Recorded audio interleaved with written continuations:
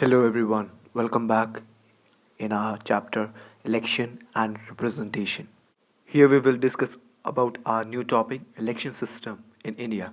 So without wasting our time, let's start. Guys, you may have seen or read about different methods of electioneering or campaigning in the election. But what are the different methods of election? Guys, there is a system of conducting elections. There are authorities and rules about do's and don'ts. And as we know, India is a constitutional democracy with a parliamentary system of government, and at the heart of the system is a commitment to hold regular, free, and fair elections. Okay, and these elections determine the composition of the government, the membership of the two houses of parliament, the state and union territories, the legislative assemblies, and the presidency and vice presidency. And election in India are events involving political mobilization and organizational complexity on an amazing scale. Guys, इस topic से पहले हमने ये discuss किया था, ये note किया है कि देयर आर डिफरेंट मेथड्स और सिस्टम ऑफ इलेक्शंस एग्जिस्ट करते हैं, ठीक है। और कुछ डिफरेंट मेथड्स जो इलेक्शनिंग के कैंपेनिंग के जो इलेक्शंस के अंदर होते हैं, हम उसके बारे में रीड करने वाले हैं और डिटेल के अंदर। सो क्वेश्चन उठता है कि what are the different methods of election. As we know, there is a existing of system of conducting elections. इसके लिए हमारे पास अथॉरिटीज़ और रूल्स एंड रेगुलेशंस भी हैं जो हमें ये बताते हैं कि क्या हमें करना चाहिए और क्या हमें नहीं करना चाहिए, मतलब डूज एंड डोंट्स के बारे में। क्या सच में इलेक्शन सिस्टम का मतलब यही है? हो सकता है आप वंडर हो जाएं, मतलब आप चौंक जाएं कि भाई हमारे कॉन्स्टिट्यूशन में क्या ज़रूरत थी इलेक्शंस के बारे में डिटेल में बताने की। क्यों हमारे कॉन्स्टिट्यूशन मेकर्स ने इनिशिएट लिया कि हमारे देश में किस तरह से इलेक्शंस होने चाहिए, क्यों उन्होंने कॉन्स्टिट्यूशन में ये चीज़ रिटनली लिखी, और अगर हमारे कंट्री में इलेक्शंस होंगे तो कैसे होंगे, वोट्स को कैसे काउंट किया जाएगा और रिप्रेजेंटेटिव्स को कैसे इलेक्ट किया जाएगा। जैसा कि हमें पता है, जब हमारे कंट्री में इलेक्शंस होते हैं तो लोग जाते हैं वोट देने के लिए, ठीक है। और जिस रिप्रेजेंटेटिव को सबसे ज़्यादा वोट मिलते हैं वो इलेक्शंस में विनर बनता है, चुना जाता है एक तरह से। और पूरे वर्ल्ड में ऐसे ही चुनाव होते हैं, ठीक है। इसके बारे में अब हमें सोचना चाहिए या नहीं चाहिए, या क्यों सोचना चाहिए, देखते हैं आगे। देखिए, हमें इसलिए सोचना चाहिए क्योंकि ये क्वेश्चन उतना ईजी नहीं है जितना हमें लगता है, ठीक है। हम हमारे इलेक्शन सिस्टम में इतना इन्वॉल्व हो चुके हैं कि हमें ये लगता है कि कोई और तरीका हो ही नहीं सकता। As we know, democratic elections में जो सिटीजन्स हैं, जो जनता है, वो वोट देती है और उसकी इच्छा ही ये डिसाइड करती है कि कौन इलेक्शंस जीतेगा, कौन विनर बनेगा। लेकिन लोगों के पास, सिटीजन्स के पास सिर्फ एक यही तरीका थोड़ी है। उसके लिए तो मतलब अपने आप को एक्सप्रेस करने का तो बहुत बहुत सारे तरीके हो सकते हैं। डिफरेंट डिफरेंट वेज बहुत सारे हो सकते हैं जहाँ पे आप इलेक्शंस के बारे में बात कर सकते हैं। एंड एज वी नो, जो गेम होता है, गेम के अंदर जो रूल्स एंड रेगुलेशंस होते हैं, उन रूल्स एंड रेगुलेशंस के ऊपर ही डिपेंड करता है कि आपका जो आउटकम है, आपका जो रिज़ल्ट है फाइनली क्या होगा। अच्छा आएगा, एवरेज आएगा, या बिलो एवरेज आएगा, या जीत किसकी होगी, कौन विनर बनेगा, कौन हारेगा। कुछ रूल्स एंड रेगुलेशंस वो होते हैं जिनसे जो मेजॉरिटी होती है, जो बड़ा ग्रुप होता है, उसको बेनिफिट ज़्यादा मिलता है। कुछ रूल्स एंड रेगुलेशन से जो छोटे जो प्लेयर्स हैं या जो स्मॉल जो ग्रुप्स हैं उनको बेनिफिट मिलता है। कुछ रूल्स एंड रेगुलेशन से मेजॉरिटी जो कम्युनिटी, मेजॉरिटी जो ग्रुप है, उसको ज़्यादा बेनिफिट मिलता है। कुछ रूल्स एंड रेगुलेशन से माइनॉरिटीज़ वाला जो ग्रुप है उनको बेनिफिट मिलता है। सो आगे हम यही डिस्कस करने वाले हैं with the help of different examples कि ऐसा कैसे होता है। सो फर्स्ट ऑफ ऑल हम पढ़ेंगे first pass the post system, कि इलेक्शन सिस्टम में first pass the post system क्या होता है। आपको सामने एक न्यूज़पेपर की क्लिप दिख रही होगी, देखिए। Guys, it talks of one historic moment in India's democracy, because in the Lok Sabha election of 1984, the Congress party came to power, winning 415 of the 543 Lok Sabha seats, more than 80% of the seats, and such a victory was never achieved by any party in the Lok Sabha. Guys, जो newspaper की जो clip आपको दिख रही है, नव Bharat times जो है आपके न्यूज़पेपर का नाम है, इस क्लिप के अंदर जो आपको बताया गया है उसमें ये बताया गया है कि जो इंडियन हिस्टोरिक जो मोमेंट है उसके बारे में बताया गया है। इंडिया इंडिया की जो डेमोक्रेसी के अंदर 1984 के लोकसभा इलेक्शंस में कांग्रेस पार्टी ने 543 में से 415 सीट्स विन की थी। मतलब हमारे कंट्री में टोटल कॉन्स्टिट्यूएंसीज लोकसभा की कितनी है? 543, जिसमें से 415 सीट्स पर जो जीत मिली थी, जो विनिंग पार्टी थी, वो कांग्रेस पार्टी थी। और इन्होंने कांग्रेस पार्टी ने जो 415 सीट्स जो जीती, वो टोटल सीट्स के 80% से भी ज़्यादा थी। और ये हिस्टोरिक मोमेंट इसलिए है क्योंकि लोकसभा इलेक्शंस में किसी भी पार्टी को इतना सक्सेस कभी नहीं मिला। So what did this election show? This shows the Congress party won 4/5 of the seats. Does it mean that 4 out of 5 Indian voters voted for the Congress party? Actually not. अब इससे हमें ये पता चलता है कि कांग्रेस पार्टी को 3/4 seats मिली थी। अब इसका ये मतलब है कि क्या इसका मतलब ये है कि जो हर 5 इंडियन सिटीजन में से जो 4 इंडियन सिटीजन्स थे उन्होंने कांग्रेस पार्टी को ही वोट दिया? एक्चुअली ऐसा नहीं है। आपको सामने एक टेबल नज़र आ रही होगी। आप इस टेबल में देखिए, कांग्रेस पार्टी को 48% वोट्स मिले। इसका मतलब क्या है? इसका मतलब ये है कि कुल मिलाकर जितने लोगों ने वोट्स दिए, उसमें से केवल 48% लोगों ने कांग्रेस पार्टी को वोट दिया। सिर्फ 48% लोगों ने ही वोट दिया था। लेकिन सीट्स के मामले में आप देखेंगे तो पार्टी को 80% से भी ज़्यादा सीट्स मिली हैं। और बाकी पार्टीज़ की परफॉर्मेंस को देखें तो आप देख सकते हैं कि जो बीजेपी है उसको 7.4% वोट्स मिले, लेकिन 1% से कम सीट्स उसको मिली। अब ऐसा कैसे हुआ? देखिए, सिंपल सी चीज़ है। ऐसा इसलिए हुआ क्योंकि हम अपने कंट्री में इलेक्शंस की एक स्पेशल मेथड्स को फॉलो करते हैं। और इस सिस्टम के अंदर हमारे पूरे एंटायर कंट्री के अंदर 543 कॉन्स्टिट्यूएंसीज हैं। मतलब हमारी कंट्री को 543 कॉन्स्टिट्यूएंसीज में डिवाइड किया गया है और हर कॉन्स्टिट्यूएंसीज में से 1 रिप्रेजेंटेटिव को इलेक्ट किया जाता है। और जिस कैंडिडेट को सबसे हाईएस्ट नंबर ऑफ वोट्स मिलते हैं पर्टिकुलर कॉन्स्टिट्यूएंसी के अंदर, उसको इलेक्टेड डिक्लेयर किया जाता है। और ये इम्पॉर्टेंट चीज़ है, नोट करने वाली चीज़ है कि इस सिस्टम के अंदर हम ये देखते हैं कि सबसे ज़्यादा वोट जिस पर्सन को मिले in comparison to other candidate, जिस पर्सन को सबसे ज़्यादा वोट्स मिलते हैं हम उसको इलेक्टेड डिक्लेयर कर देते हैं। और जो विनिंग कैंडिडेट है उसके लिए ये कंपलसरी नहीं है, ये ज़रूरी नहीं है कि वो मेजॉरिटी ऑफ द वोट्स ज़्यादा सिक्योर करे। इसी मेथड को आप कहते हैं फर्स्ट पास द पोस्ट, जिसका मतलब है कि जो सबसे आगे रहेगा वही जीतेगा, जो सबसे आगे है उसी को विनर माना जाएगा। And in the electoral race, the candidate who is ahead of others, who crosses the winning post first of all, is the winner. And this method is called the plurality system. And this is the method of election prescribed by the Constitution. कहने का मतलब है कि elections के अंदर, election campaigns के अंदर, पूरे इलेक्शन के अंदर जो भी कैंडिडेट सबसे ज़्यादा कंपटीशन के अंदर सबसे ज़्यादा आगे निकल जाता है, ठीक है, वो उसी को आप विनर मानते हैं। और इसको आप प्लूरलिटी सिस्टम भी बोल सकते हैं। मतलब फर्स्ट पास द पोस्ट को आप प्लूरलिटी सिस्टम भी बोल सकते हैं। और हमारा कॉन्स्टिट्यूशन इसी को फॉलो करता है। इसी मेथड ऑफ इलेक्शन को हमारे कॉन्स्टिट्यूशन में प्रिस्क्राइब्ड किया गया है। और FPTP जो सिस्टम है, इलेक्शन सिस्टम है, ये UK के अंदर फॉलो होता है, हमारी कंट्री इंडिया के अंदर फॉलो होता है। Now we will discuss about our second election system, that is proportional representation. Guys देखिए, FPTP in comparison to proportional representation system से बहुत सिंपल है, ठीक है। प्रोपोर्शनल रिप्रेजेंटेशन थोड़ा टिपिकल है, इसलिए मैं आपको बोल रहा हूँ कि आप इसको ध्यान से सुनिएगा। एज वी नो, FPTP के अंदर होता क्या है कि एक पर्सन के पास 1 वोट देने का राइट होता है, ठीक है। मतलब 5 कैंडिडेट्स हैं तो सपोज 5 कैंडिडेट में से वो किसी 1 पर्सन को ही वोट दे सकता है जिसे वो चाहता है कि वो विनर बने, ठीक है।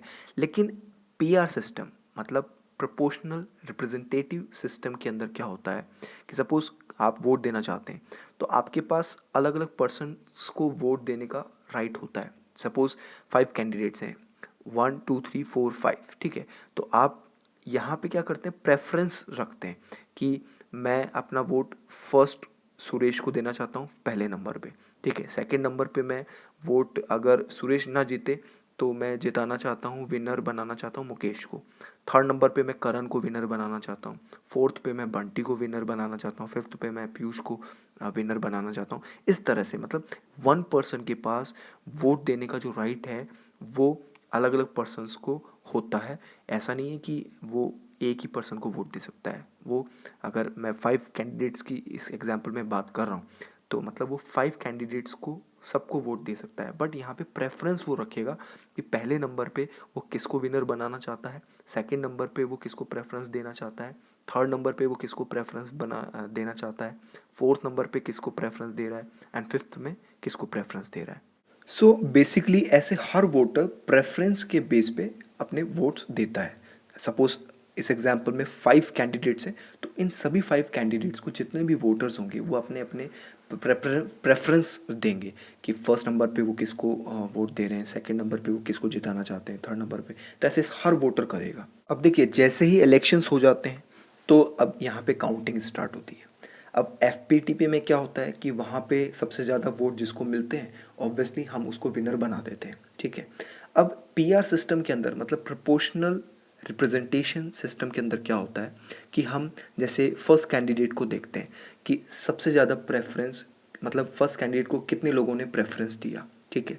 हाँ वो बात अलग है कि अगर पहले कैंडिडेट को ही अगर मेजोरिटी मिल गई तब तो फिर पूरी चीज़ ही क्लियर हो जाती है कि वो विनर है, ठीक है, मेजोरिटी अचीव कर लिया उसने।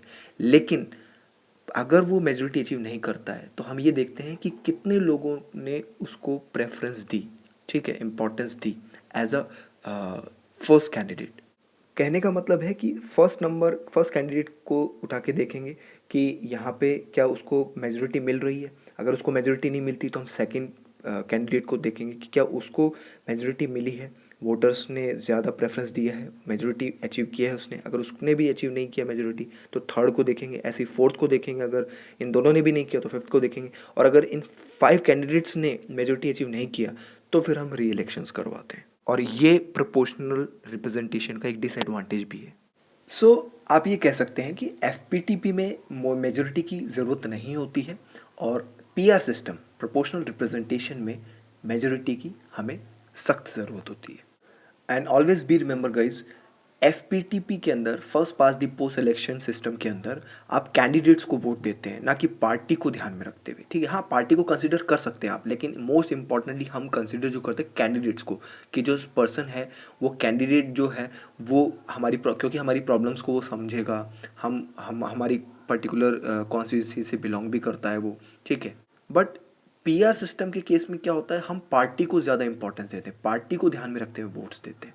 एफपीटीपी के अंदर होता है जो कैंडिडेट्स होते हैं आप उसको अकाउंटेबल कर सकते हो, ठीक है, ही और शी अकाउंटेबल होगा, ठीक है, और पार्टी तो होगी, ठीक है, लेकिन ज़्यादा अकाउंटेबिलिटी जो है वो उस कैंडिडेट की होगी जिस कैंडिडेट को आपने वोट दिया है, ठीक है। और दूसरा उसके बाद पीआर सिस्टम के अंदर क्या होता है, कैंडिडेट्स को अकाउंटेबल नहीं मानते हैं, यहाँ पे पार्टी को अकाउंटेबिलिटी ज़्यादा होती है।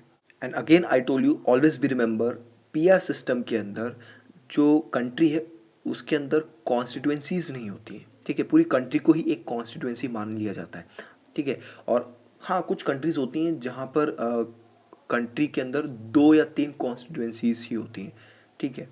बेसिकली पीआर सिस्टम जो फॉलो होता है इसराइल, नेदरलैंड, इन कंट्रीज़ में फॉलो होता है। और पीआर सिस्टम के अंदर वन कॉन्स्टिट्यूएंसी से एक से ज़्यादा रिप्रेजेंटेटिव इलेक्टेड हो सकते हैं और वोटर्स जो होते हैं वो पार्टी के लिए वोट करते हैं ना कि कैंडिडेट्स के लिए। देखिए हमारी कंट्री के अंदर president, vice president, legislative council, Rajya Sabha के लिए इलेक्शंस कैसे होते हैं, तो मैंने आपको बताया कि वो पीआर सिस्टम के बेस पे होते हैं, ठीक है। जैसे हम देखते हैं कि पीआर जो सिस्टम है राज्यसभा में कैसे फॉलो किया जाता है।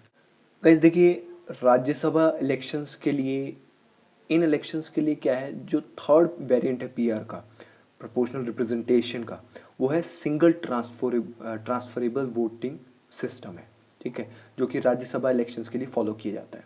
और जैसे कि हमें पता है कि हर स्टेट के पास एक स्पेसिफिक कोटा होता है सीट्स का राज्यसभा के अंदर, और जो स्टेट्स हैं उन स्टेट्स की जो स्टेट लेजिस्लेटिव असेंबली है, जो विधानसभा है, उन विधानसभा उन लेजिस्लेटिव असेंबलीज के जो मेंबर्स हैं उनके थ्रू राज्यसभा सीट्स के लिए इलेक्शंस किया जाता है। और इसमें जो वोट जो देते हैं, जो वोटर्स होते हैं, वो एमएलएज होते हैं। एमएलएज मतलब members of legislative assembly.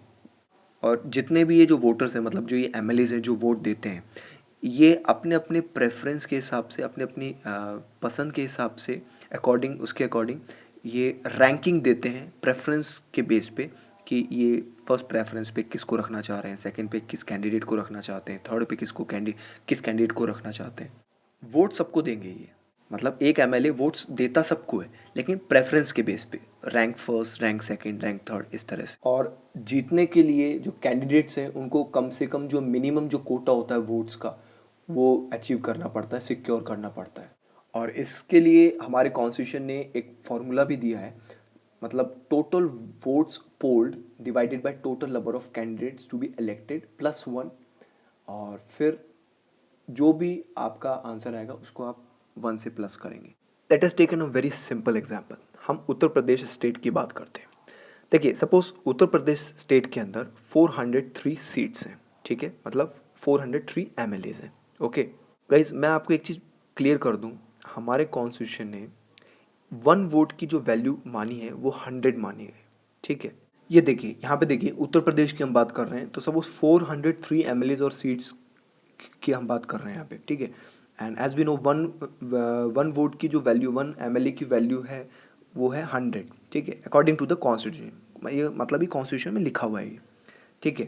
And as we know, total MLAs हमारे पास 403 हैं, तो 403 को आप 100 से मल्टीप्लाई करेंगे तो आपके पास आंसर आएगा 40,300। मतलब हमारे पास सारे सीट्स, सारे वोट्स की वैल्यू आ गई। 1 वोट की वैल्यू हमारे पास 100 थी, तो हमारे पास टोटल 400 सीट्स, 403 जो सीट्स थी, 403 एमएलएज थी, 403 जो वोट्स थे, उनकी टोटल वैल्यू हमारे पास आ गई 40,300, ठीक है। अब देखिए, मैंने एक फार्मूला आपको बताया था, उस फार्मूला के बेस पे हम इसको सॉल्व करते हैं। मतलब हमारे पास टोटल वोट्स कितने आए, 40,300, जिसको आप डिवाइड करेंगे किससे, 10 से। अब देखिए, ये 10 क्यों मैंने बताया, क्योंकि 10 यहाँ पे इसलिए क्योंकि 10 सीट्स हैं राज्यसभा के लिए उत्तर प्रदेश के अंदर, इस एग्जाम्पल में। तो जितनी नंबर ऑफ सीट्स हैं उसको आप यहाँ पे कंसिडर करेंगे, तो मैंने यहाँ पे इसलिए 10 कंसिडर किया है। फिर साथ में आप +1 करेंगे, फिर आप इसको जब सॉल्व करेंगे, डिवाइड करेंगे, तो आपका आंसर आएगा 3663.63। And according to the constitution, according to the formula, हम जो भी आंसर आएगा उसको प्लस, उसके अंदर +1 करेंगे। आपका आंसर आता है 3664। फिर कॉन्स्टिट्यूशन के अकॉर्डिंग हम फिर इसको 3664 को हम डिवाइड करेंगे 100 से। ये मैं अपनी तरफ से नहीं बोल रहा हूँ, ये कॉन्स्टिट्यूशन में लिखा हुआ है सब कुछ। जब हम इसको सॉल्व करेंगे तब हमारा आंसर आएगा 36.64।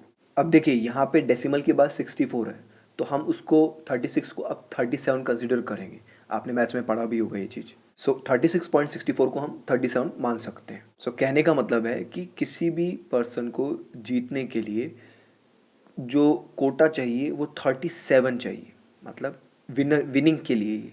या आप इसमें ये भी कह सकते हैं कि किसी भी पर्सन को कितने वोट्स मिलने चाहिए ताकि वो जीत जाए। तो यहाँ पे कितने हैं, 37 है। अब देखिए, यहाँ पे मैंने बताया कि उत्तर प्रदेश के केस में, सपोज इस एग्जांपल में मैंने बताया कि 10 सीट्स के लिए इलेक्शंस होने हैं, ठीक है।